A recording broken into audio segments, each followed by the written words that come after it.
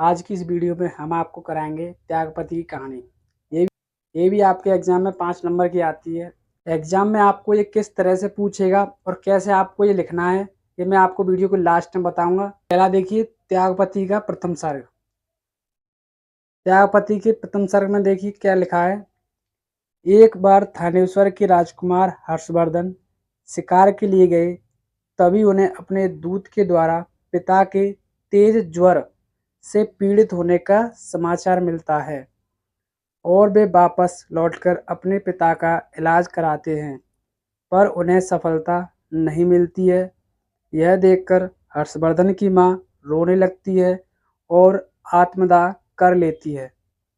कुछ समय बाद पिता प्रभाकर वर्धन की भी मृत्यु हो जाती है और हर्षवर्धन शोकाकुल में चले जाते हैं। देखते हैं हम इसके द्वितीय सर्ग को। देखिए त्यागपति के द्वितीय सर्ग का सारांश। जब राज्यवर्धन वापस अपने राज्य में आते हैं और अपने माता पिता की मृत्यु का समाचार सुनकर रोने लगते हैं। राज्यवर्धन जो थे वो हर्षवर्धन के बड़े भाई थे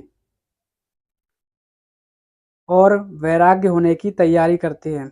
इतने में ही एक दूत के द्वारा उन्हें समाचार मिलता है कि मालवा राज ने उनकी बहन के पति की हत्या कर बहन को बंदी बना लिया है।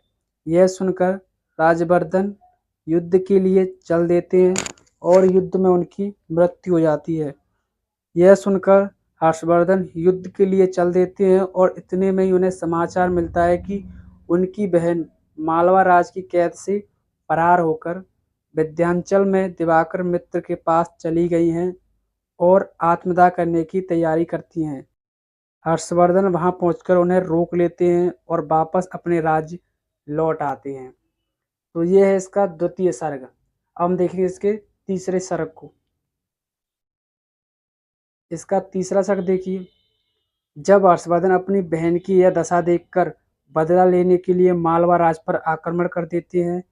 इस युद्ध में मालवा राज छुपकर भाग जाता है और हर्षवर्धन कन्नौज को अपनी हिरासत में ले लेते हैं। सिंहासन पर अपनी बहन को बैठने के लिए कहते हैं, पर वह मना कर देती है और हर्षवर्धन कन्नौज के राजा बन जाते हैं।